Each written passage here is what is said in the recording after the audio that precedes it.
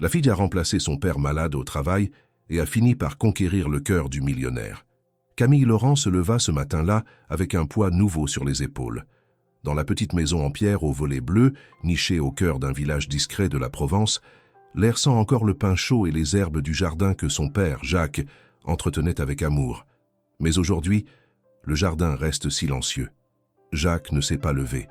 Depuis plusieurs jours, une toux persistante l'affaiblit, l'empêchant de se rendre à la grande exploitation de la Vende, où il travaille depuis plus de 20 ans.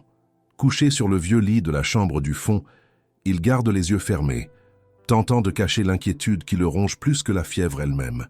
Camille l'observe depuis le seuil, un bol de tisane à la main. Elle a 30 ans, une silhouette élancée, les traits fins mais fermes, et ce regard franc qui semble toujours prêt à défier le monde. Elle n'a jamais travaillé au champ. Toute sa vie, elle s'est consacrée à aider sa mère dans les tâches de la maison, à lire les romans qu'elle emprunte à la bibliothèque municipale et à rêver, sans vraiment croire à autre chose qu'une vie simple au rythme des saisons. Pourtant, ce matin-là, en voyant son père lutter pour simplement s'asseoir, elle comprend que le monde ne l'attendra pas. La propriété du bois, vaste domaine qui s'étend sur des collines ondulantes couvertes de lavande, est le cœur économique du village. Travailler là-bas, c'est avoir une forme de stabilité, même modeste. Jacques y est respecté. Il ne s'est jamais absenté, jamais réclamé plus que ce qu'on lui offrait. Mais cette fois, son corps le trahit. Et une absence prolongée pourrait lui coûter sa place. Camille, sans mots, sans drame, prend une décision. Elle ne peut pas laisser sa famille perdre ce revenu. Elle entre dans la chambre de ses parents, dépose la tisane sur la table de chevet et dit doucement « Papa, je vais y aller à ta place. Personne n'a besoin de savoir. Je porterai ta chemise, ton chapeau. Je ferai de mon mieux. » Jacques ouvre les yeux, tente de protester, mais sa voix n'est qu'un souffle. Il sait qu'il ne peut rien contre la détermination de sa fille. À l'aube suivante, vêtue d'un pantalon de toile usé, d'une chemise trop grande qui appartenait à Jacques et coiffée d'un chapeau de paille, Camille s'avance vers les champs. Le soleil n'est pas encore levé complètement, mais les silhouettes des ouvriers apparaissent déjà entre les rangs de lavande. L'air est chargé de cette odeur âcre et sucrée si particulière qui s'imprègne dans les vêtements, dans la peau, dans l'âme même. Elle avance le cœur battant, tentant d'imiter la démarche familière des ouvriers. Personne ne semble la remarquer. Ou peut-être choisissent-ils de ne rien dire. Ici, les gens parlent peu, surtout en début de journée. Les outils claquent contre les tiges. Les sacs se remplissent lentement. Les gestes sont précis, presque chorégraphiés. Camille s'intègre dans ce ballet rude, maladroitement d'abord. Ses doigts s'écorchent. Elle ne tient pas bien la faucille. Elle transpire, glisse sur le sol irrégulier, mais elle ne s'arrête pas. Chaque mouvement est une lutte contre l'épuisement, mais aussi contre l'humiliation. Elle sent les regards furtifs, les chuchotements étouffés.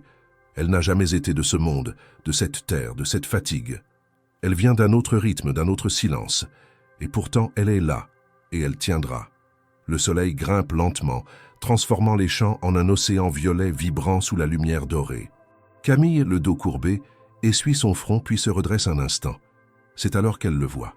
Un cavalier au loin descend lentement la pente. Son cheval est noir, massif, et avance sans hâte. L'homme, droit, porte une chemise blanche ouverte au col et un chapeau sombre. Il ne semble pas pressé, mais son regard balaye les travailleurs avec attention. Camille détourne les yeux, reprend sa tâche, espérant disparaître à nouveau dans la masse. Mais le bruit des sabots se rapproche. Et lorsqu'elle lève à nouveau la tête, il est là, quelques mètres devant elle. Il l'observe. Elle sent son regard insistant mais pas agressif. Il y a dans ses yeux quelque chose de calme, presque curieux. Il descend de cheval, s'approche de quelques pas, puis dit simplement « Quel est ton nom ?» Sa voix est grave, posée. Elle hésite, cherche ses mots, mais ne veut pas paraître intimidée. Elle répond, la voix claire « Camille Laurent ». Pas de mensonge, pas de détour. Elle assume. L'homme ne sourcille pas. Il regarde autour puis à nouveau vers elle. Un léger sourire traverse son visage presque imperceptible avant qu'il ne remonte en selle et reparte sans un mot de plus. Autour, quelques ouvriers ont ralenti leur cadence. Certains échangent un regard, d'autres murmurent. Le propriétaire ne s'arrête jamais. Il ne parle jamais. Pourquoi à elle? Pourquoi aujourd'hui? Camille reprend son travail, le cœur battant un peu plus fort. Elle ne sait pas exactement ce qu'elle vient de déclencher. mais elle sent que rien ne sera plus comme avant. Les jours suivants, Camille se lève encore plus tôt. Son corps, douloureux après la première journée, lui rappelle à chaque mouvement qu'elle entre dans un univers qui n'a jamais été le sien. Ses mains, couvertes d'ampoules, sont bandées à la hâte avec des morceaux de tissu trouvés dans la vieille armoire. Mais elle ne faiblit pas, elle apprend vite. Chaque matin, elle refait le même chemin, les mêmes gestes en silence. Le travail est physique, épuisant, mais il y a quelque chose de rassurant dans cette répétition, dans cette forme de rituel imposé par la terre. C'est comme si, à chaque coup de faucille, elle se rapprochait d'un équilibre qu'elle n'avait jamais connu. Les ouvriers commencent à l'observer différemment. Si au départ certains la regardaient avec scepticisme, se demandant ce qu'une fille comme elle faisait parmi eux, ce regard évolue lentement vers une forme de respect discret. Elle ne se plaint pas, ne demande pas d'aide, et surtout, elle ne cherche pas à se faire remarquer. Elle fait partie du groupe, sans bruit, sans fioriture. Elle écoute, elle observe, elle apprend. Elle est là pour une raison, et cette raison donne du sens à chaque coup de lame. Le soleil, dans cette partie de la Provence, est à la fois un allié et un bourreau. Il fait mûrir les lavandes, colore le ciel d'une lumière irréelle, mais brûle aussi les peaux, assèche les gorges et fait trembler l'air de chaleur dès la fin de la matinée. Ce jour-là, il est particulièrement fort. Les rangs de lavandes, pourtant réguliers, paraissent s'étirer à l'infini sous la réverbération. Camille, le dos courbé, sent la sueur ruisseler le long de sa nuque. Elle retire son chapeau un instant, essuie son front d'un revers de bras, puis se redresse pour étirer son dos endolori. C'est alors qu'elle l'aperçoit à nouveau. Mathieu Dubois, toujours à cheval, toujours vêtu de manière simple, mais impeccable. Il avance lentement entre les rangées, saluant d'un léger signe de tête ceux qu'il croise. Il a cette allure à la fois distante et présente, comme s'il appartenait à un autre monde, tout en connaissant chaque détail de celui-ci. Les ouvriers baissent légèrement les yeux à son passage, certains se redressant brièvement par respect, d'autres continuant à travailler, feignant l'indifférence. Lui, il regarde, il observe, sans jamais s'imposer. Quand il arrive à la hauteur de Camille, il s'arrête. Le cheval piétine légèrement, mais Mathieu garde les rênes souples. Il la fixe un instant. Il ne dit rien. Il se contente de la regarder. Camille soutient son regard. Elle ne comprend pas pourquoi il s'arrête là, pourquoi il la fixe ainsi. Elle ne sent ni jugement ni curiosité malsaine, plutôt une forme de reconnaissance, comme s'il essayait de deviner quelque chose en elle. Elle ne baisse pas les yeux. Finalement, il dit « Vous travaillez bien », une phrase simple, sans ton ni flatterie, puis il repart. Ce moment bref, presque anodin, laisse Camille troublée. Ce n'est pas la phrase elle-même, ni même le fait qu'il ait pris la peine de la dire. C'est l'intention, ou l'absence d'intention apparente. Pourquoi lui parler à elle? Il a des dizaines d'ouvriers, des contremaîtres, des administrateurs. Il n'a pas besoin de valider le travail de chacun. Et pourtant, il l'a fait. Pas devant tout le monde, pas avec insistance, mais avec une précision presque déroutante. Le reste de la journée se déroule sans incident, mais les regards changent. Les collègues de Camille, qui jusqu'alors restaient neutres ou bienveillants, deviennent soudain plus attentifs. Certains chuchotent à son passage. Elle entend son prénom murmurer derrière elle, suivi de silences lourds de sous-entendus. Elle fait mine de ne rien entendre, redouble d'efforts, se noie dans le travail pour échapper à cette soudaine attention qui la met mal à l'aise. À la pause de midi, elle s'éloigne un peu du groupe. Elle s'assoit sur une pierre plate, sort une pomme et un morceau de pain qu'elle avait emporté. En face d'elle, les champs s'étendent à perte de vue. Le violet des lavandes semble vibrer sous le soleil et un vent léger porte leur parfum jusqu'à elle. Camille ferme les yeux un instant. Elle essaie de faire taire les voix, les suppositions, les regards. Elle n'a rien demandé. Elle est venue ici pour aider son père, pour préserver un revenu, pas pour attirer l'attention du propriétaire. Mais une partie d'elle, infime mais tenace, se demande pourquoi ce regard l'a troublée. Elle ne le connaît pas. Elle sait seulement ce que tout le monde sait, qu'il a hérité de la propriété très jeune, après la mort accidentelle de ses parents dans un voyage en Italie, qu'il a étudié à Lyon puis à Paris, qu'il est revenu ici pour reprendre les terres, moderniser les cultures, et que depuis, il vit seul, presque reclus, dans la grande maison sur la colline. Certains disent qu'il est arrogant, d'autres qu'il est simplement distant, qu'il préfère la compagnie des plantes à celle des hommes, mais aucun ne parle de lui avec réelle proximité. Il reste un mystère, même pour ceux qui travaillent pour lui depuis des années. Camille rouvre les yeux. Le mystère ne l'intéresse pas maintenant. Elle mord dans sa pomme, se relève et retourne au travail. Les heures suivantes se déroulent dans une chaleur écrasante, mais elle tient bon. Chaque pas, chaque coupe, chaque sac rempli est une preuve. Une preuve qu'elle peut le faire, qu'elle a sa place ici malgré tout. À la fin de la journée, alors que le ciel commence à se teinter d'orange et de rose, les ouvriers se dispersent lentement. Certains restent encore un peu, échangent quelques mots, partagent une cigarette ou une gorgée d'eau fraîche. Camille, elle, marche seule vers la sortie du domaine. Son dos est raide, ses bras lourds, mais son esprit est alerte. Avant de franchir la dernière rangée de lavande, elle se retourne. Là-haut sur la colline, la maison de Mathieu se détache en ombre contre le ciel en feu. Elle ne distingue aucun mouvement, aucune silhouette. Mais elle sent, au fond d'elle, que ce regard posé sur elle n'était pas le fruit du hasard. Et cette idée, aussi floue soit-elle, continue de l'accompagner alors qu'elle descend lentement vers le village, le cœur tiraillé entre le silence du devoir et le frémissement naissant d'une curiosité inattendue. Le bruit se propagea plus vite qu'une traînée de poudre dans l'air sec de la Provence.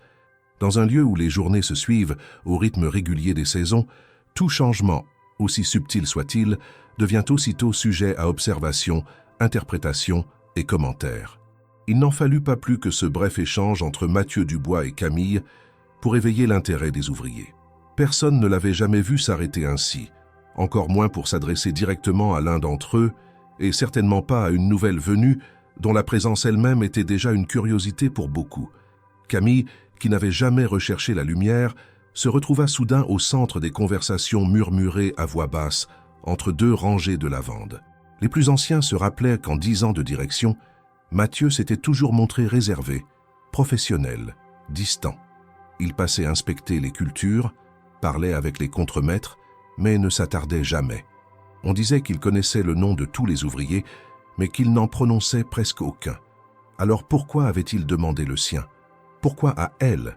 Qu'avait-il vu qui méritait de s'interrompre, de descendre de cheval, de poser une question aussi personnelle? Les suppositions allaient bon train.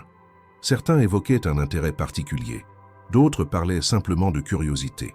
Quelques-uns, plus méfiants, soupçonnaient une stratégie de Mathieu pour vérifier discrètement l'identité de Camille, qui, malgré ses efforts, ne ressemblait pas tout à fait aux autres. Il y avait dans sa posture, dans sa façon de parler, un mélange de retenue et de dignité qui trahissait une vie moins rude, un passé différent. Une ouvrière, Jeanne, la quarantaine rugueuse, avait déclaré à mi-voix « Elle ne connaît pas la terre, ça se voit à ses mains, à sa peau. Elle tient la faucille comme une débutante. » D'autres, au contraire, admiraient son courage et sa ténacité. « Peu importe d'où elle vient, disait un jeune homme nommé Luc, elle se lève avec nous, elle travaille comme nous, et elle se plaint moins que certains qui sont là depuis des années. » Camille, consciente de l'agitation qu'elle provoquait sans le vouloir, gardait la tête basse et redoublait d'efforts. Elle ne voulait pas attirer l'attention, encore moins nourrir des ragots. Chaque jour, elle s'enfonçait un peu plus dans les rangées de lavande, comme pour se fondre dans le décor, pour se dissoudre dans le labeur. Elle apprenait à éviter les questions, à répondre par des sourires polis, à esquiver les regards trop insistants. Mais malgré elle, elle sentait que quelque chose avait basculé. Le calme des premiers jours s'était effacé, remplacé par une tension sourde, une attente diffuse qu'elle ne parvenait pas à nommer. Mathieu, quant à lui, poursuivait ses rondes à cheval, à des horaires de plus en plus imprévisibles. Certains jours, il apparaissait dès l'aube, observant les mouvements encore engourdis des travailleurs. D'autres fois, il venait en fin d'après-midi, alors que la lumière dorée donnait au champ une allure presque irréelle. Mais à chaque fois, ses yeux semblaient chercher quelque chose, ou quelqu'un. Camille le sentait. Même lorsqu'elle ne le regardait pas, elle savait qu'il était là, qu'il suivait ses gestes, qu'il notait ses progrès. Ce n'était pas une surveillance pesante, mais une présence constante, presque rassurante. Un matin, alors que la brume se dissipait lentement entre les rangées, Camille se retrouva seule, sur un petit promontoire où l'on récoltait une variété particulière de lavande.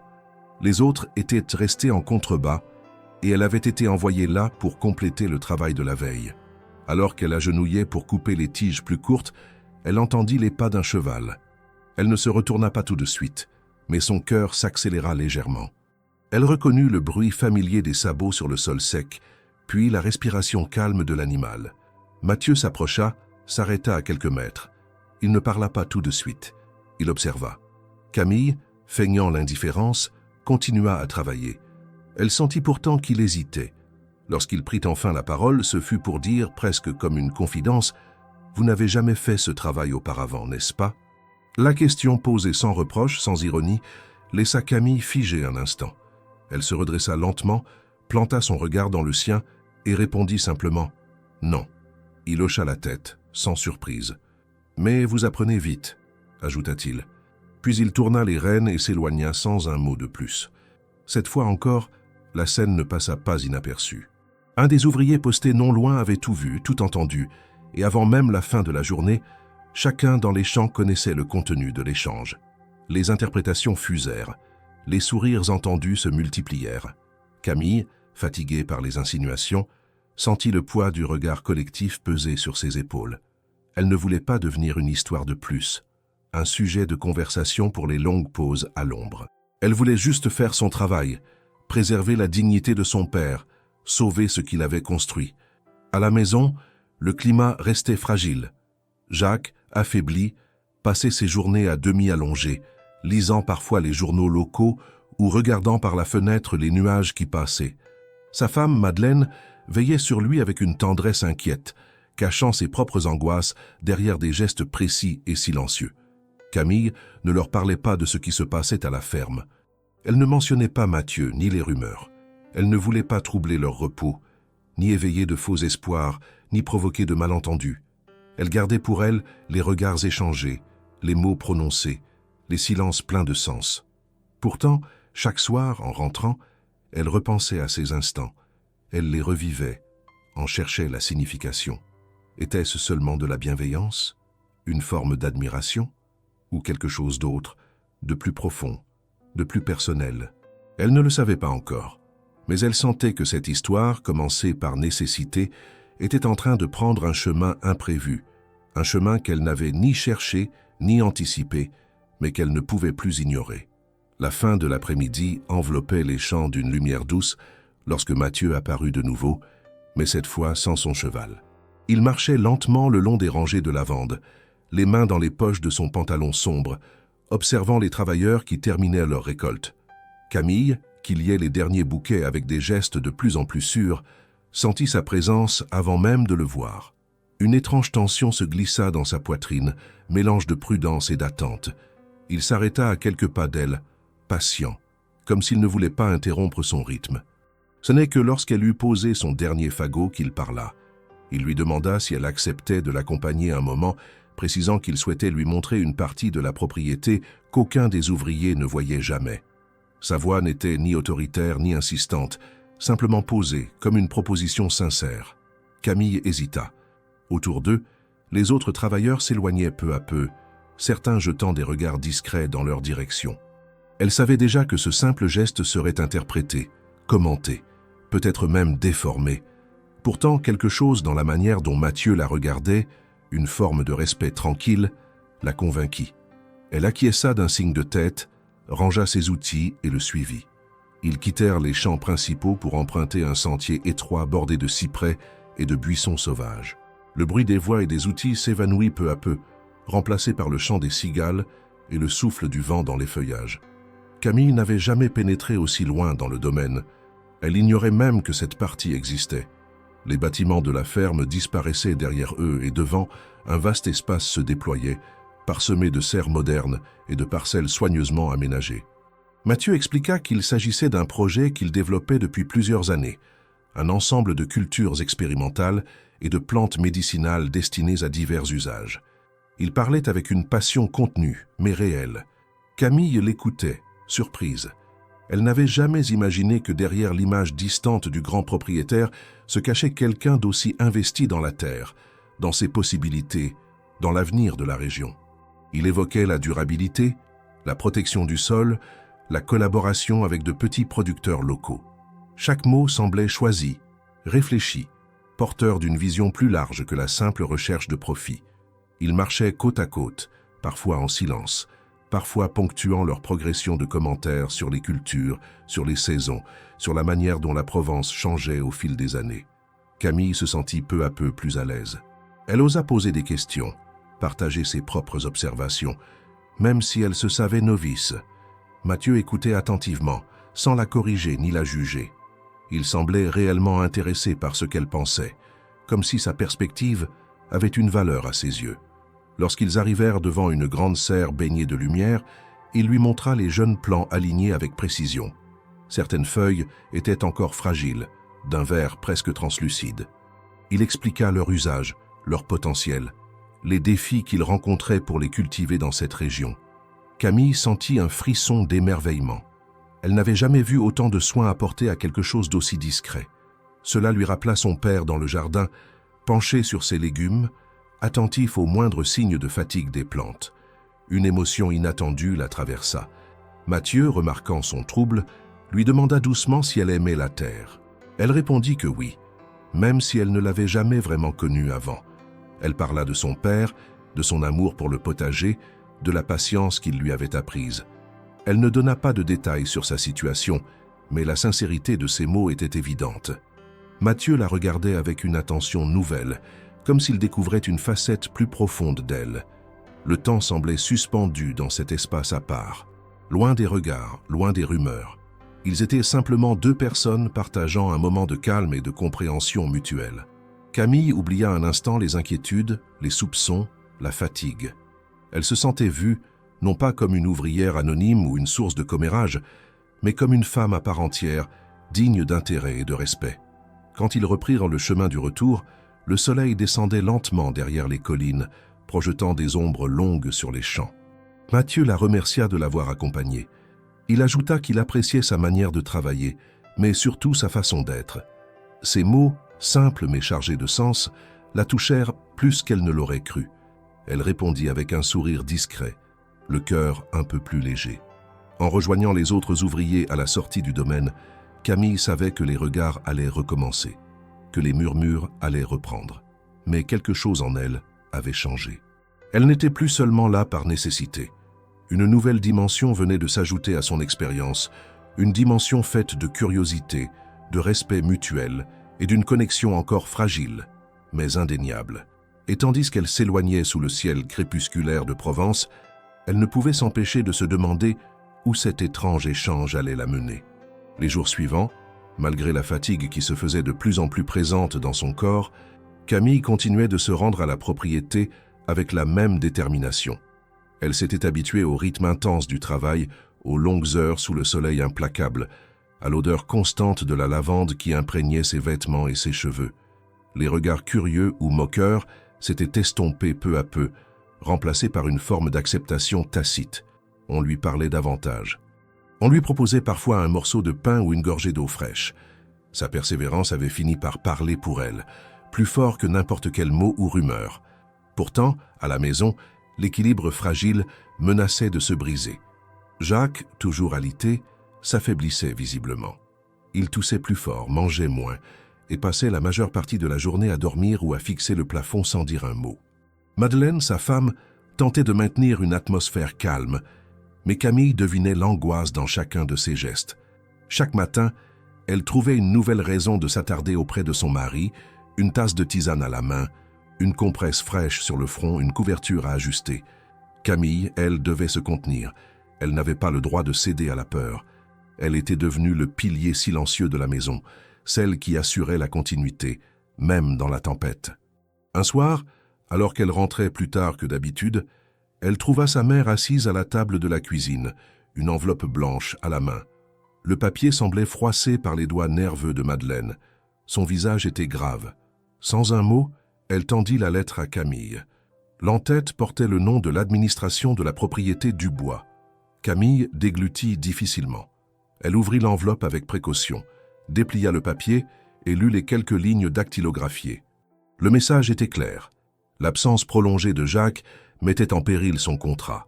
Le règlement stipulait que toute absence non justifiée médicalement au-delà d'un certain délai pouvait entraîner une résiliation définitive. Et ce délai touchait à sa fin. Camille sentit ses jambes fléchir. Elle s'assit lentement, la lettre toujours en main. Elle relut les phrases, espérant y déceler une nuance, une échappatoire. Mais les mots étaient secs, formelle, implacable. Son père risquait de perdre son travail, non par négligence ou faute, mais parce qu'il était malade et incapable de se lever. Elle comprit alors que son effort quotidien, aussi louable soit-il, ne suffisait pas. Travailler à sa place ne garantissait rien. Le système ne reconnaissait pas les sacrifices silencieux. Cette nuit-là, elle dormit mal. Les pensées tourbillonnaient dans sa tête. Elle pensait à son père, à tout ce qu'il avait donné à cette terre, à cette propriété, année après année. Elle pensait à sa mère, usée par l'inquiétude, et elle pensait à elle-même, debout chaque matin avant l'aube, les mains abîmées, les bras endoloris, pour sauver ce qui semblait voué à être perdu. Une colère froide montait en elle, mêlée à une impuissance sourde. Le lendemain, elle prit une décision. Elle irait parler à Mathieu. Elle lui expliquerait la situation, sans phare, sans honte. Il avait vu son engagement, il comprendrait. Elle n'attendait pas de faveur, seulement une écoute, une reconnaissance. Elle se rendit donc à la propriété avec un poids nouveau dans la poitrine, un mélange de crainte et de détermination. La journée passa lentement, chaque heure la rapprochant du moment où elle devrait prendre la parole. Lorsque les ouvriers commencèrent à ranger les outils, Camille chercha Mathieu du regard. On lui dit qu'il était près du hangar, en réunion avec les responsables des cultures. Elle s'y dirigea d'un pas hésitant, son cœur battant plus fort à chaque pas. Alors qu'elle approchait, elle entendit des voix. Elle s'arrêta juste avant le coin du bâtiment. Les voix étaient nettes, portées par l'écho du bois. Elle reconnut celle de Mathieu. Il parlait de restructuration, d'ajustement budgétaire, de performance individuelle. Certains postes ne sont plus tenables, disait-il. Nous devons faire des choix. Il ne s'agit pas seulement d'efficacité, mais aussi d'image. Les situations irrégulières créèrent de l'instabilité. Comme celle du vieux Jacques, demanda une autre voix. Un silence bref suivit, puis Mathieu reprit, plus bas mais avec fermeté. Ce n'est pas personnel, mais on ne peut pas gérer les exceptions au cas par cas. Si les règles existent, c'est pour qu'elles soient respectées. Camille recula d'un pas. Un frisson glacé lui parcourut l'échine. Ces mots, prononcés avec une neutralité presque administrative, la blessèrent plus qu'elle ne l'aurait imaginé. Il parlait de son père comme d'un problème logistique. Il parlait d'elle, sans le savoir, comme d'une anomalie. L'image qu'elle avait construite de lui, l'homme passionné par les plantes, le propriétaire respectueux, vacilla. Elle sentit son souffle se couper, une larme brûler le coin de son œil. Elle ne pouvait plus lui parler. Pas maintenant. Pas après avoir entendu cela. Elle fit demi-tour, le pas rapide, presque fuyant. Les champs de lavande qu'elle traversait n'avaient plus la même couleur. Tout lui paraissait plus terne, plus froid. Elle se sentait trahie, naïve. Elle s'était laissée attendrir par un homme qui, en fin de compte, pensait comme les autres. Le lendemain, elle n'irait pas travailler. Elle devait réfléchir. Elle devait protéger son père, sa famille, mais aussi elle-même. Et surtout, elle devait comprendre comment poursuivre cette bataille sans perdre sa dignité. Le soleil brillait haut ce jour-là, projetant une lumière crue sur les collines couvertes de lavande. Pourtant, l'ambiance sur le domaine était étrangement différente. Il y avait comme une tension flottante dans l'air, un murmure inhabituel parmi les ouvriers. Depuis le matin, une agitation discrète s'était emparée des allées proches de la maison principale, ce bâtiment ancien au sommet du domaine que peu de travailleurs avaient réellement approché. Les rumeurs allaient bon train. Une voiture élégante était arrivée en fin de matinée, et une jeune femme en était descendue, habillée avec une élégance raffinée et une assurance peu commune dans ce décor rural. Camille, restée chez elle la veille après l'épisode douloureux de la lettre et des propos entendus, avait repris le travail avec un mélange de fierté blessée et d'endurance résignée. Elle s'était promis de garder ses distances, de ne plus espérer une quelconque forme de compréhension ou d'humanité de la part de Mathieu. Pourtant, à son retour dans les champs, elle ressentit aussitôt le changement d'atmosphère. Quelque chose se tramait, et même si elle n'était plus au centre des commérages, elle perçut rapidement les regards échangés, les chuchotements à demi-mot. Elle n'eut pas à attendre longtemps pour comprendre. En fin de matinée, alors qu'elle se trouvait à la lisière des plantations, apportant de nouveaux outils à un groupe d'ouvriers, elle aperçut une silhouette féminine s'avancer près de la maison principale. Élégante, mince, les cheveux relevés avec soin, elle portait une robe d'été claire et des lunettes de soleil qui masquaient partiellement son visage. À ses côtés marchait Mathieu, vêtu différemment, sans ses habits de travail habituels, mais avec une chemise parfaitement repassée et des chaussures en cuir impeccables. Il semblait parler tranquillement, dans une proximité naturelle qui ne laissait guère place au doute. Camille s'immobilisa quelques secondes, le souffle suspendu. Elle détourna aussitôt le regard, les mains soudain moites, un goût amer dans la bouche. L'image de cette femme au bras de Mathieu, si sûre d'elle, si à sa place, éveilla en elle un mélange de colère sourde et de désespoir silencieux. Elle se força à reprendre sa tâche, mais ses gestes étaient devenus mécaniques, absents. Elle tentait de ne pas penser, de ne pas ressentir, mais une question revenait en boucle. Qui était-elle? La réponse ne tarda pas. À la pause de midi, dans l'ombre d'un olivier, les langues se délièrent. La visiteuse s'appelait Élodie Martin. Fille d'un ancien ministre régional influent, elle avait grandi entre Avignon et Paris, fréquenté les meilleures écoles, et incarnait tout ce que les parents de Mathieu avaient jadis espéré pour lui: prestige, stabilité, avenir sécurisé. Elle avait été sa compagne à l'université, puis ils s'étaient éloignés, la vie les menant sur des chemins distincts. Pourtant, selon certains murmures, les familles étaient restées en contact, espérant depuis toujours un rapprochement définitif. Ils étaient faits l'un pour l'autre, affirma une ouvrière. Elle est parfaite pour lui. Même monde, même ambition. Camille n'ajouta rien. Elle écoutait sans participer, absorbant chaque mot comme une vérité qui l'écrasait un peu plus. Elle comprit alors que son histoire, si tant est qu'il y en avait une, n'avait jamais eu sa place dans le monde de Mathieu. Elle se rappela les mots qu'elle avait entendus près du hangar, les phrases froides sur les exceptions, les règles. Tout prenait soudain sens. L'invitation dans les serres, les regards échangés, les conversations entre les lignes. Tout cela n'était peut-être qu'un élan passager, une curiosité.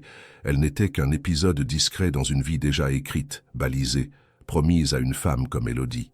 Ce soir-là, Camille rentra chez elle plus tôt. Elle marcha lentement, prenant le chemin le plus long, longeant les champs de tournesol et les murets de pierres sèches. Le vent caressait ses joues, mais elle ne sentait rien. À son arrivée, elle trouva son père endormi, le visage creusé mais paisible, et sa mère en train de raccommoder une chemise à la lumière dorée du crépuscule. Elle ne dit rien de sa journée, rien de sa décision. Mais en elle, tout était déjà clair. Le lendemain, elle ne se leva pas. Elle resta assise dans la petite cuisine, les mains autour d'une tasse de thé froid, le regard fixé sur un point invisible.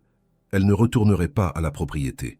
Ce n'était pas une fuite, c'était une protection. Elle ne pouvait plus se permettre d'être blessée par des illusions. Son père, sa mère, leur maison, leur dignité, voilà ce qui comptait. Le reste n'était qu'un mirage, une parenthèse qu'elle devait refermer. Durant les jours suivants, Camille se consacra entièrement aux soins de Jacques. Elle lui préparait des bouillons, lui lisait les journaux, l'aidait à se lever, à s'habiller, à garder l'espoir. Elle retrouva dans ses gestes simples une forme de paix, de clarté. Elle n'attendait plus rien de l'extérieur. Elle redevenait la fille forte, silencieuse, capable de tenir debout même lorsque le sol vacillait sous ses pieds. Mais au fond de son cœur, une blessure restait ouverte. Et même si elle refusait de l'admettre, même si elle tentait de l'ignorer, elle savait qu'un regard, une voix, un nom continuèrent de l'habiter, et que malgré tout ce qu'elle avait vu, entendu et compris, une part d'elle espérait encore quelque chose. Les jours qui suivirent l'absence soudaine de Camille furent marqués par un étrange vide sur le domaine Dubois. Même si son nom n'était plus au centre des conversations, sa disparition n'échappa à personne.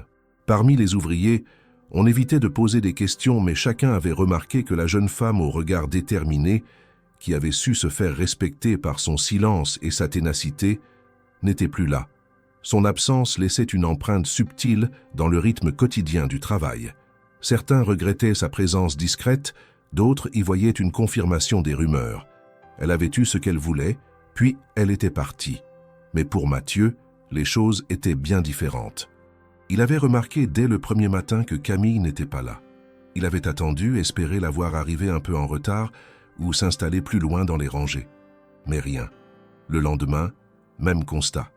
Le troisième jour, son absence était devenue trop pesante pour être ignorée. Et contre toute attente, il ressentit un vide qu'il n'aurait pas su expliquer. Cela n'avait rien d'un caprice ou d'un intérêt soudain pour une ouvrière quelconque. Il y avait, depuis leur premier échange, quelque chose chez elle qui éveillait en lui une forme d'écho qu'il ne pouvait pas ignorer.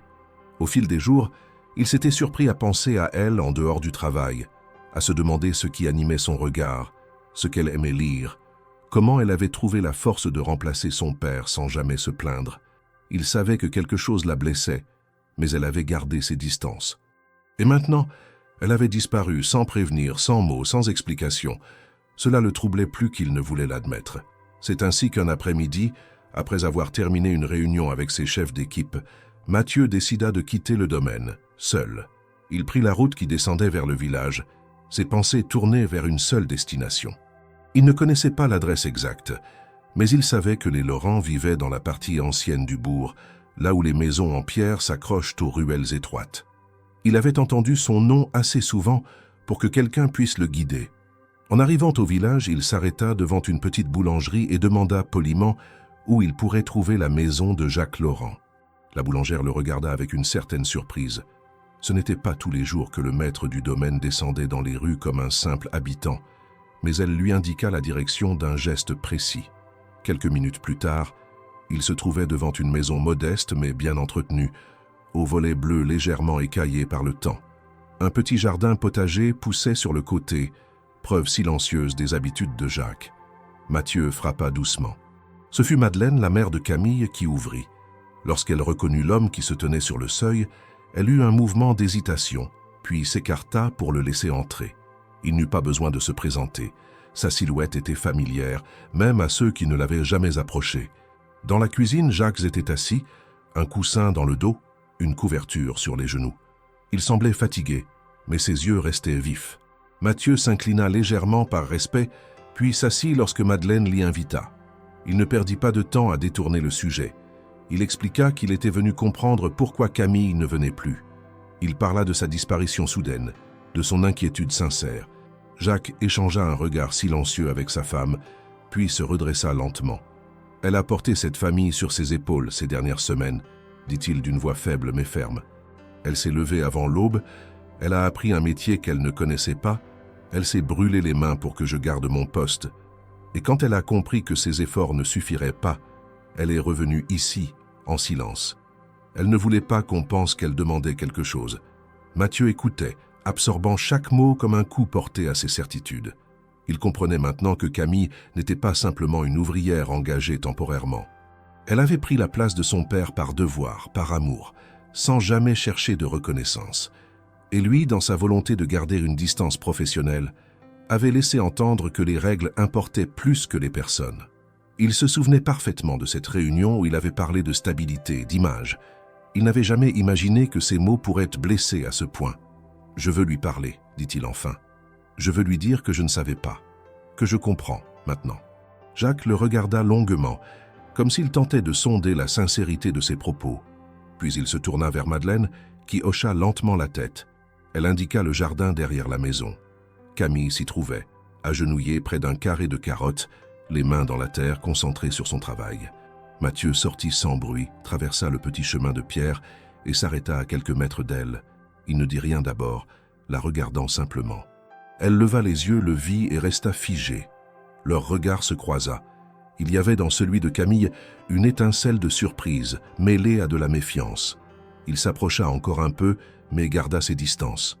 Sa voix, lorsqu'il parla, était douce, presque timide. « Je ne suis pas venu en tant que propriétaire. Je suis venu en tant qu'homme qui regrette de ne pas avoir vu plus tôt ce qui comptait vraiment. » Elle resta silencieuse. Il poursuivit. « Votre père m'a parlé. Je sais maintenant ce que vous avez fait. Et je sais aussi que j'ai eu tort de ne rien dire, de ne pas agir. Vous ne m'avez jamais demandé quoi que ce soit, mais vous avez donné plus que beaucoup. Je voulais vous le dire, face à face. » Camille le fixait, les bras couverts de terre, le cœur battant fort. Elle ne s'attendait pas à cette visite, encore moins à ces mots. Une partie d'elle voulait se protéger, se méfier, mais une autre, plus profonde, ressentait le poids de cette vérité. Il était venu. Il avait pris le temps. Il avait voulu comprendre. Elle baissa enfin les yeux vers ses mains, puis les essuya lentement sur un torchon posé près du bac.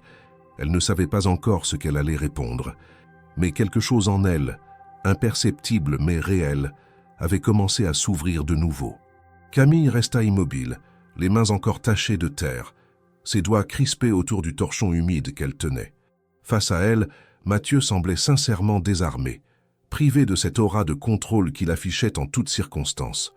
Son visage était tiré, ses traits tendus, comme s'il avait lui-même du mal à assumer le poids des mots qu'il venait de prononcer.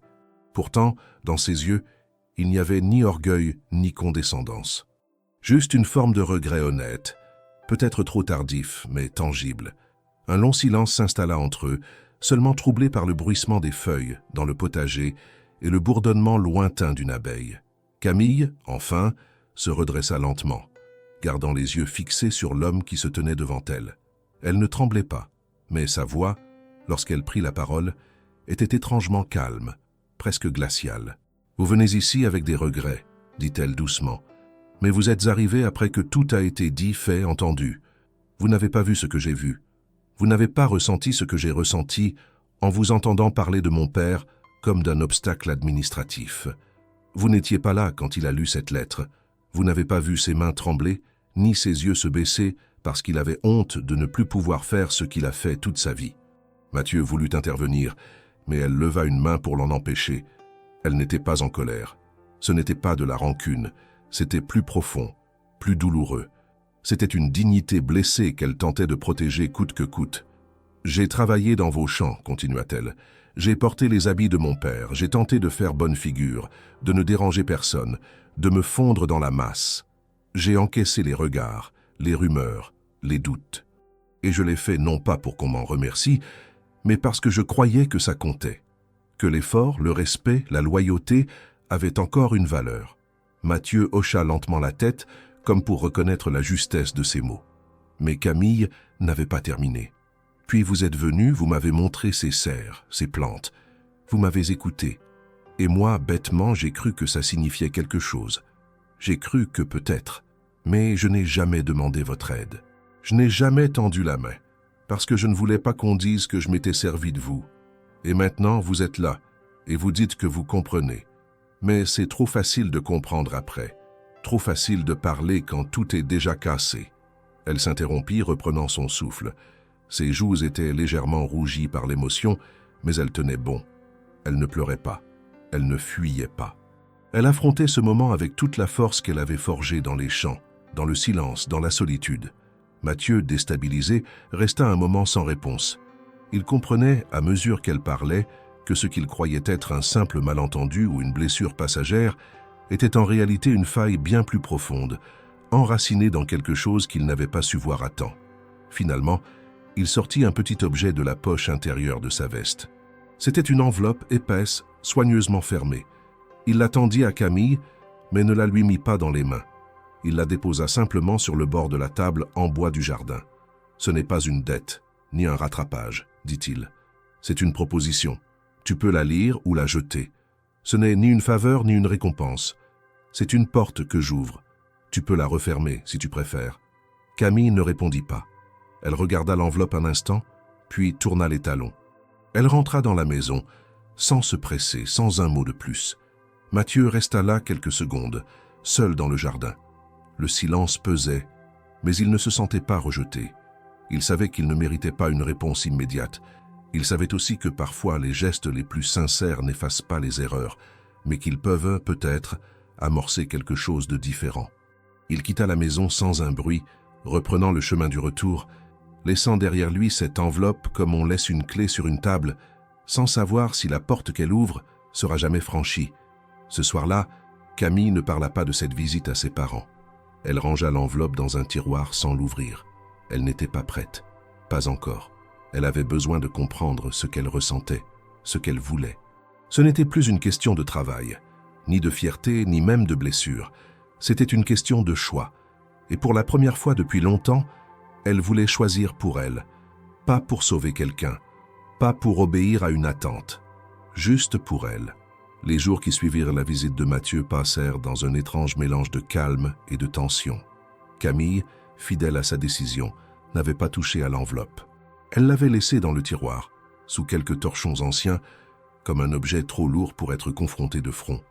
Par moments, elle oubliait presque sa présence, absorbée par les soins apportés à son père ou les tâches quotidiennes qui reprenaient leur rythme. Mais chaque soir, lorsque la maison s'emplissait de silence et que les murs semblaient se refermer autour d'elle, Ses pensées retournaient invariablement à cette enveloppe, à ce qu'elle pouvait contenir, à ce qu'elle représentait.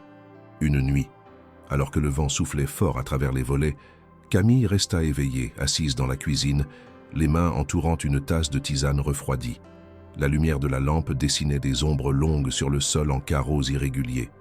Elle pensait à tout ce qu'elle avait traversé ces dernières semaines, à l'effort silencieux, à l'humiliation ressentie en entendant les mots de Mathieu lors de cette fameuse réunion, à sa surprise de le voir apparaître dans son jardin, vulnérable. Mais, au-delà de tout cela, elle pensait à ce que l'avenir leur réservait à elle et à ses parents. La santé de Jacques déclinait plus rapidement qu'elle ne l'avait anticipé. Malgré les soins attentifs, les infusions, les repas légers et les médicaments, il s'affaiblissait de jour en jour. Le médecin du village était passé à plusieurs reprises, toujours avec le même discours. Il faudrait bientôt envisager un traitement plus poussé, probablement à Marseille ou Avignon. Des examens, peut-être une hospitalisation. Et tout cela coûtait cher. Bien trop cher pour une famille dont le seul revenu stable avait disparu avec l'arrêt de Jacques. Ce fut Madeleine un matin, les mains rougies par l'eau froide de la lessive, qui aborda le sujet d'une voix hésitante. « Tu sais, ma fille, je me disais, peut-être que cette lettre que Mathieu a laissée, peut-être que tu devrais au moins voir ce qu'il propose. Pas pour lui, pas pour toi, pour ton père. » Camille ne répondit pas immédiatement. Elle fixa le seau d'eau devant elle, observant les bulles éclater à la surface. Puis, lentement, elle hocha la tête. Elle n'était pas encore prête à faire confiance, mais elle ne pouvait plus se permettre d'ignorer une possibilité qui, peut-être, changerait leur sort. Ce soir-là, alors que ses parents dormaient enfin, elle rouvrit le tiroir. L'enveloppe était toujours là, inchangée. Elle l'en sortit avec précaution, comme si elle craignait qu'un simple contact puisse modifier le fragile équilibre qu'elle s'efforçait de maintenir. Elle l'ouvrit lentement, libérant une feuille pliée en 3 épaisse d'un papier de qualité. Il n'y avait pas de discours, pas de lettre personnelle, seulement un document officiel, sobre et clair. Il s'agissait d'un contrat. Mathieu lui proposait un poste de coordinatrice dans le projet des plantes médicinales. Un poste stable, rémunéré de manière décente, avec un salaire mensuel fixe, une couverture sociale et surtout une indépendance complète vis-à-vis du statut de son père. Il n'était fait aucune mention de sa situation familiale ni des circonstances de son entrée dans les champs.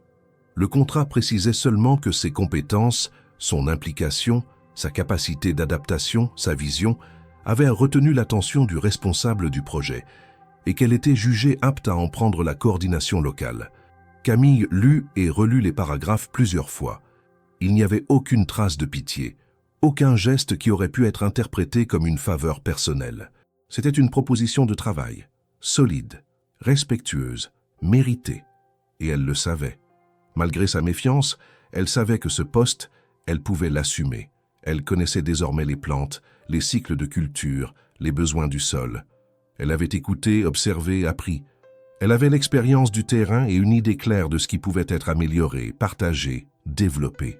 Elle signa le document cette même nuit, à la lueur de la lampe, le cœur battant d'un mélange étrange d'appréhension et de soulagement. Elle ne savait pas ce que cela changerait entre elle et Mathieu.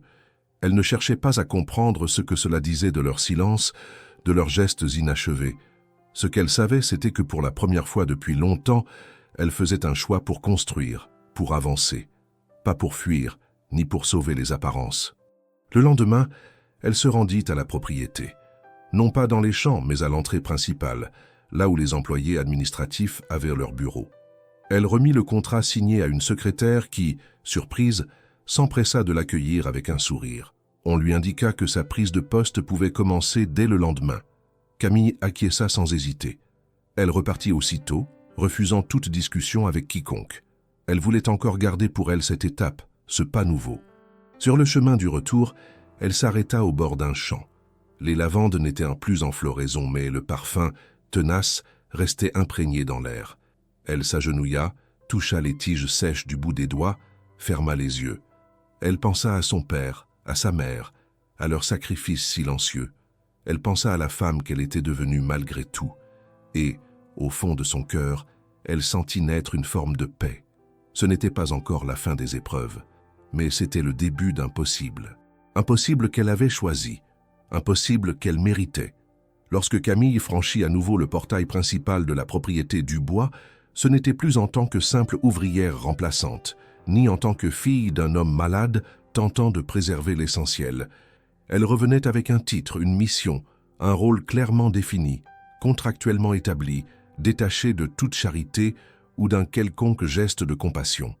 Elle marchait d'un pas calme, assuré, portant une chemise simple mais propre, les cheveux relevés, son sac sur l'épaule. Elle fut accueillie dès son arrivée par une assistante du bureau technique qui lui indiqua la serre expérimentale où elle devait se rendre. Aucune cérémonie, aucun accueil officiel, mais tout dans l'attitude du personnel trahissait un changement de perception. Camille n'était plus perçue comme une intruse. Lorsqu'elle arriva à la serre, le responsable des cultures médicinales, un homme discret nommé Adrien, l'attendait avec un dossier à la main. Il lui expliqua les grandes lignes du programme, les tâches attendues, les personnes qu'elle coordonnerait. Elle écouta en silence, prenant des notes, posant des questions précises. Elle ne cherchait ni à impressionner ni à prouver quoi que ce soit. Elle voulait simplement faire son travail, et bien. Les premiers instants furent marqués par une forme de prudence mutuelle, mais rapidement, Adrien sembla reconnaître ses capacités. Elle comprenait vite, anticipait les problèmes, faisait preuve d'une organisation naturelle. En quelques heures à peine, Camille avait trouvé sa place. Mais malgré cette concentration sur ses nouvelles fonctions, une partie d'elle restait tendue. Elle savait qu'elle finirait par croiser Mathieu. Elle ignorait quand, ni dans quelles circonstances, mais l'idée planait sur sa journée comme une brise discrète et constante. Elle ne redoutait pas l'échange. Elle ne ressentait plus cette confusion brûlante qu'elle avait connue. Il ne s'agissait plus de colère, mais d'une attente curieuse, presque posée, de comprendre enfin. Ce fut en fin d'après-midi que cela se produisit. Elle sortait de la serre, les bras chargés de documents, lorsqu'elle l'aperçut à quelques pas, sortant du bâtiment principal. Il semblait surpris de la voir là. Sans doute ne l'avait-il pas encore appris. Mais très vite, son visage se détendit, et il s'approcha, les mains ouvertes, comme pour montrer qu'il venait sans armes. « Tu es revenu », dit-il simplement, sans emphase. Camille hocha la tête, le regard direct. « Pas pour toi. Pour le poste. Il est juste. J'ai lu le contrat, j'ai compris ce que tu avais voulu faire, et je l'ai accepté. Pas comme une faveur, comme un choix. » Mathieu parut soulagé de cette clarté. Il hocha la tête lentement, puis indiqua un banc de pierre un peu plus loin, à l'ombre d'un figuier. Ils s'y assirent. Aucun d'eux ne parla tout de suite. Ils observèrent un instant les champs lointains, baignés de la lumière douce du soir. Puis, enfin, il rompit le silence. « Élodie n'est pas ma compagne. Elle ne l'est plus depuis longtemps. Ce qu'il y avait entre nous a été réel autrefois, mais nous avons pris des chemins très différents. Sa venue ici était une décision de nos familles, pas la mienne. J'ai été pris de court. Je n'ai rien dit parce que je ne savais pas encore ce que je ressentais. Je ne voulais pas créer de malentendus. Mais le silence en a créé un, je crois. » Camille écoutait sans réagir. Elle ne l'interrompit pas, ne hocha même pas la tête. Elle attendait qu'il poursuive, qu'il aille au bout. « Quand j'ai compris que tu n'étais plus là, continua-t-il, j'ai compris que je ne voulais pas de ce silence entre nous. J'ai compris que ton départ avait un poids, que tu avais pris toute cette charge sur toi sans rien demander, et que moi, en voulant garder mes distances, j'avais participé à ton isolement. Je voulais te voir, te parler, te remercier, te demander pardon, tout à la fois. » Il se tourna vers elle. Ses yeux cherchaient une réaction, un mot, une faille. Camille inspira profondément. « J'ai été blessé, pas seulement par toi, mais par ce que tu représentais, le système, les règles, cette manière de tout rendre impersonnel. J'ai eu l'impression que mon père n'était qu'un chiffre, que moi je n'étais qu'un nom parmi d'autres. Mais ce que tu as fait ensuite, l'enveloppe, la proposition, ça a montré autre chose, quelque chose de plus vrai. » Elle le regarda enfin, et dans ses yeux il n'y avait ni colère ni résignation, mais une lucidité tranquille. « Tu as mis du temps, mais tu es venu, et maintenant je suis ici. Pas pour revenir en arrière, pas pour raviver des choses confuses, mais pour voir ce qu'on peut construire, avec clarté, avec respect. » Mathieu sourit, un sourire discret mais profond. « Alors laisse-moi construire avec toi, pas seulement ici dans le projet, mais au-delà si tu le veux. Si tu le veux un jour. » Camille ne répondit pas. Elle se leva doucement, ramassa les documents qu'elle avait posés à côté d'elle. Avant de partir, elle se retourna. « Ce jour-là n'est pas aujourd'hui, mais il pourrait venir. et elle s'éloigna, laissant Mathieu seul sur le banc, le regard perdu dans les derniers reflets du soleil couchant. Dans son cœur, une porte s'était entr'ouverte, et cette fois, elle en détenait la clé. Le mois d'août touchait à sa fin, et avec lui les jours les plus longs de l'été commençaient à perdre en intensité. Sur la propriété du bois, les lavandes avaient été récoltées. Les serres entraient dans une nouvelle phase de plantation et le rythme, sans ralentir, prenait une cadence plus posée. Camille, désormais installée dans son poste de coordinatrice, avait peu à peu imposé sa présence par son sérieux, sa capacité à fédérer et son sens pratique. Elle s'était montrée méthodique, respectueuse du travail des anciens, tout en introduisant des idées nouvelles dans la gestion des petites cultures. Les ouvriers l'avaient adoptée sans éclat, comme une évidence, et même ceux qui jadis la regardèrent de travers reconnaissaient aujourd'hui sa valeur. Ce fut Adrien, le responsable des serres, qui évoqua pour la première fois l'idée d'un repas de fin de saison. Il en parlait à voix basse dans les allées, suggérant qu'un moment de convivialité serait bienvenu pour clore une période de travail intense. Camille trouva l'idée belle. Elle en parla à Mathieu lors d'une réunion technique, sans y mettre d'attente particulière, juste comme une proposition collective. À sa grande surprise, il prit l'initiative en main. 3 jours plus tard, une note circulait parmi les employés. Un dîner serait organisé le samedi suivant dans l'ancienne grange rénovée de la propriété. Ce lieu, longtemps abandonné, avait été restauré en un espace ouvert, aux poutres apparentes et aux pierres blondes, et n'avait encore jamais été utilisé pour un événement. Le message précisait que le repas serait simple, mais offert à tous ceux qui avaient travaillé sur le domaine cette saison, des champs aux serres, en passant par les services administratifs. Lorsque Camille arriva le soir du dîner, le soleil était déjà bas à l'horizon. La grange, illuminée de guirlandes suspendues et de lanternes en fer forgé, rayonnait d'une chaleur douce. Les longues tables en bois étaient dressées avec simplicité. Nappes blanches, bouquets de lavande séchée, assiettes en céramique rustique. L'ambiance, légère, contrastait avec la solennité habituelle du domaine. Les ouvriers riaient, les familles se mêlaient aux employés de bureau et l'air vibrait d'un sentiment rare d'égalité. Mathieu n'était pas encore là. Camille se sentait à la fois attendue et détachée. Elle salua quelques collègues, échangea des sourires, puis s'assit à une place libre, près d'une femme âgée qu'elle avait souvent croisée sans jamais vraiment parler. La femme lui adressa un regard bienveillant. « Vous savez, dit-elle en servant un peu de vin dans son verre, on sent quand quelqu'un appartient à un lieu. Vous êtes entré sans fracas, mais vous avez changé bien des choses. » Camille, touchée, se contenta d'un merci discret. Les conversations autour d'elle coulaient, portées par les rires d'enfants, le tintement des couverts, l'odeur de pain chaud et de légumes grillés. C'était un moment suspendu, comme on en vit rarement, où les tensions des jours passés semblaient s'effacer, dans une forme de trêve silencieuse. Mathieu arriva enfin, vêtu simplement, mais avec une élégance naturelle. Il ne fit pas de discours. Il alla de table en table, saluant chacun, serrant des mains, posant des questions, riant parfois. Lorsqu'il s'approcha de Camille, il ne dit rien tout de suite. Il tira une chaise, s'assit près d'elle, un peu à l'écart du groupe. « Je suis content que tu sois venu, » dit-il doucement. Elle hocha la tête, un demi-sourire aux lèvres. « C'est toi qui m'as invité, non ?» Il rit doucement. Puis, plus sérieux, « Je voulais que ce moment soit pour tout le monde, mais aussi pour toi, parce que tu fais partie de tout cela maintenant, et parce que j'aimerais que tu sois là longtemps. » Camille le regarda. Il n'y avait pas de gêne, pas d'arrière-pensée. Seulement cette franchise qu'elle avait appris à apprécier chez lui lorsqu'il parlait sans ses armures. « Ce que tu dis là, c'est professionnel ou personnel ?» demanda-t-elle avec une pointe d'ironie, mais sans dureté. « Les deux », répondit-il sans détour. Un silence suivit. Autour d'eux, la fête continuait, joyeuse et tranquille. Puis, d'une voix plus basse, il ajouta « J'ai longtemps pensé que je devais tout maîtriser, que montrer autre chose que la rigueur, c'était s'exposer. Mais toi, tu es entré dans ma vie sans rien demander, et tu m'as montré que la force, parfois, c'est aussi de laisser l'autre voir nos doutes. » Camille sentit son cœur battre plus fort. Elle posa lentement sa main sur la table et, sans le regarder, dit simplement « J'ai douté de toi, j'ai douté de moi aussi, mais aujourd'hui, je ne doute pas de ce que je ressens. » Elle tourna alors la tête vers lui, le fixa, et dans ce regard, il lut tout ce qu'elle n'avait jamais pu dire. Il se pencha légèrement, hésita un instant puis l'embrassa. Ce fut un baiser discret, presque timide, mais chargé de tout ce que les mots ne pouvaient plus contenir. Quand ils se séparèrent, rien autour d'eux n'avait changé. Et pourtant, tout était différent.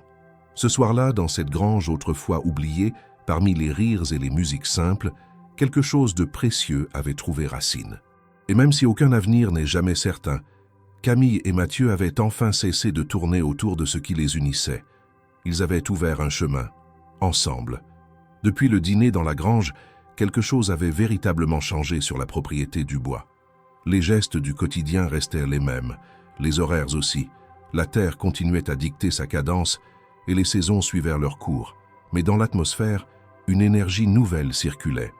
Les ouvriers se saluaient avec plus de chaleur. Les échanges semblaient plus fluides. Les barrières hiérarchiques, bien que toujours présentes, s'étaient adoucies. Camille, dans son nouveau rôle, était devenue un pilier discret mais solide de ce renouveau.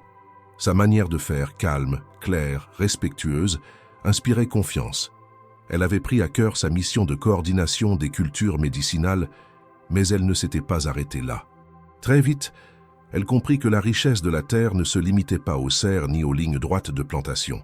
Elle voyait dans les alentours du domaine un potentiel vivant, une matière humaine et végétale qu'il fallait lier. C'est ainsi qu'elle proposa à Mathieu un projet de collaboration avec les habitants du village. Créer un réseau de petits producteurs, surtout des femmes, capables de cultiver certaines variétés spécifiques de plantes dans leur jardin à petite échelle et de les vendre ensuite à la propriété. Le but n'était pas uniquement économique. Il s'agissait de tisser un lien entre la ferme et la communauté, de redonner à chacun une part de fierté, une place dans un projet plus large.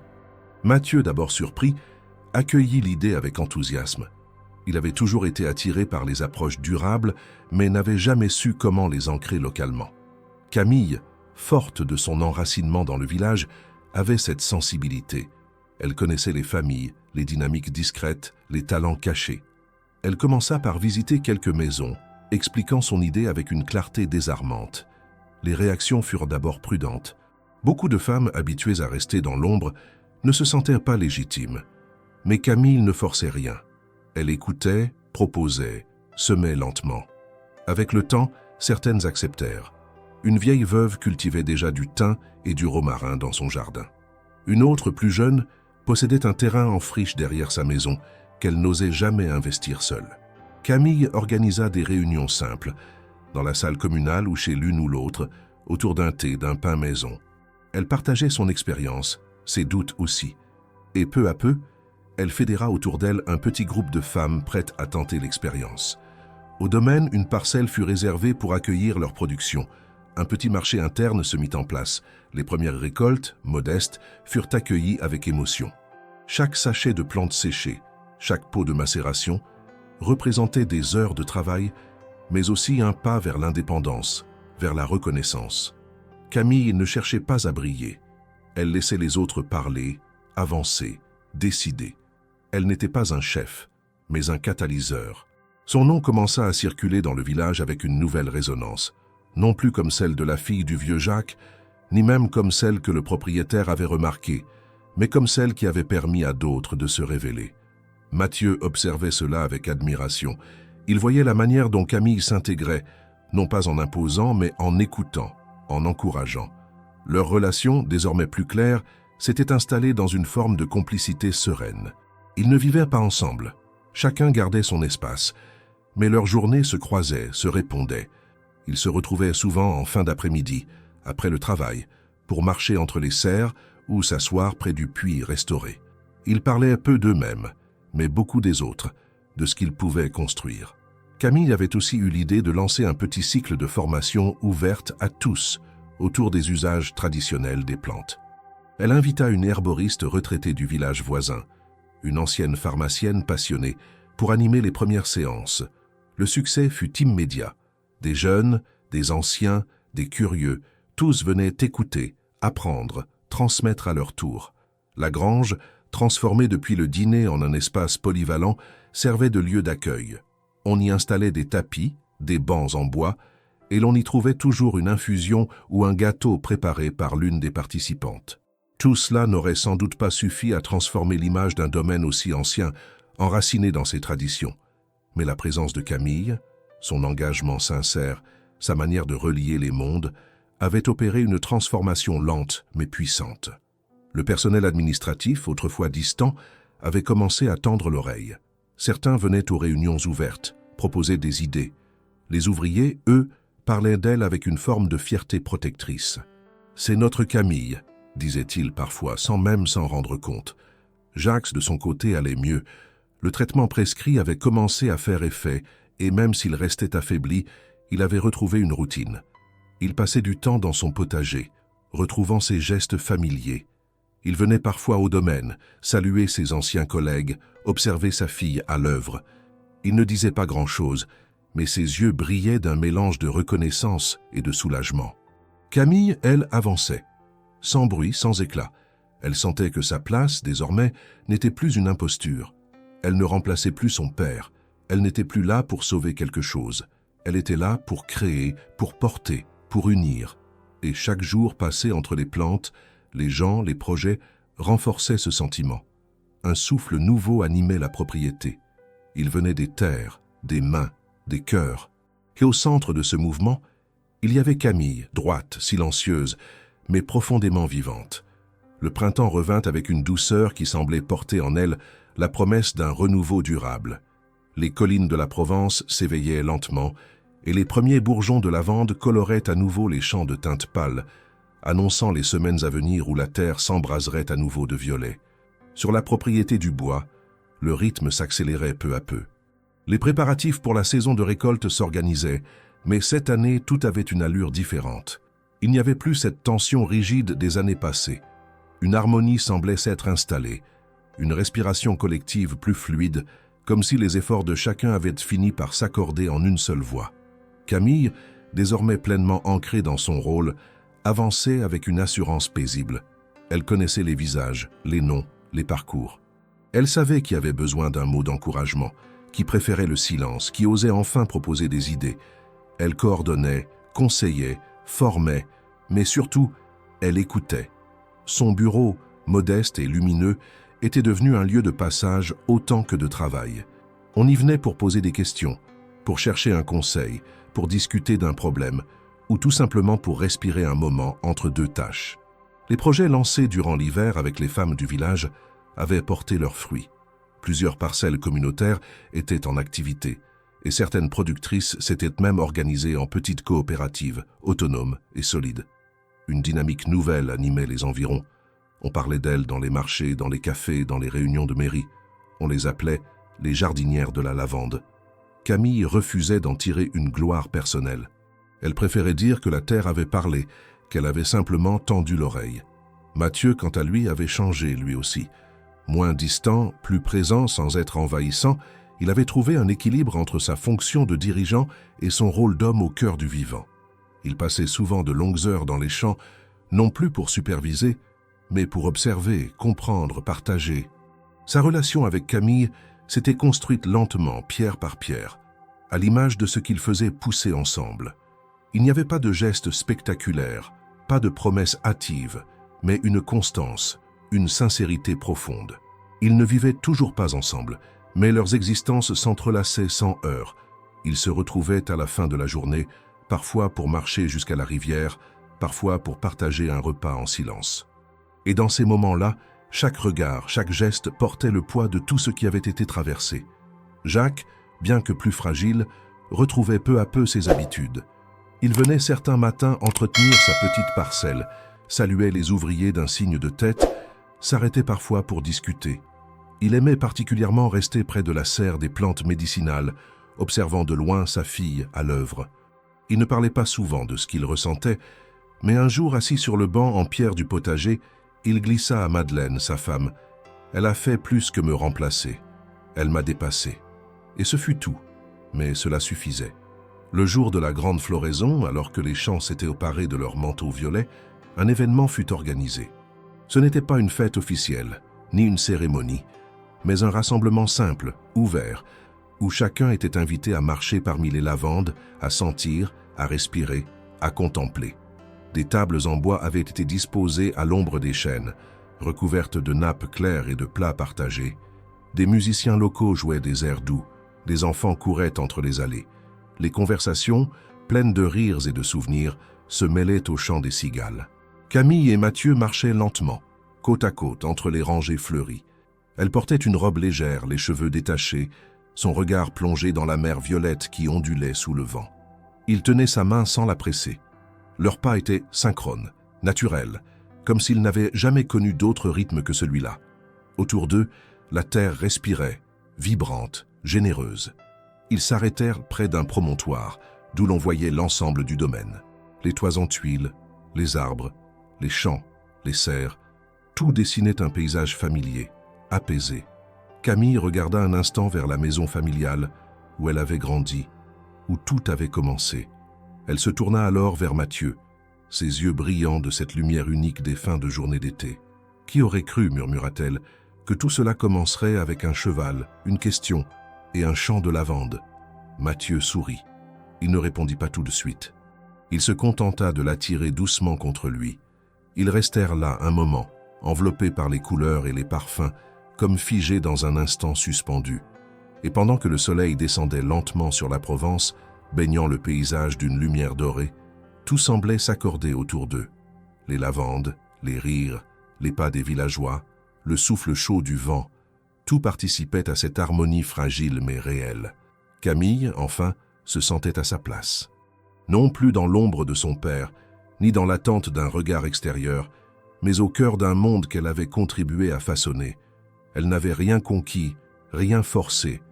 Elle avait simplement marché, un pas après l'autre, avec courage, dignité, et surtout avec une fidélité inébranlable à ce qui comptait vraiment.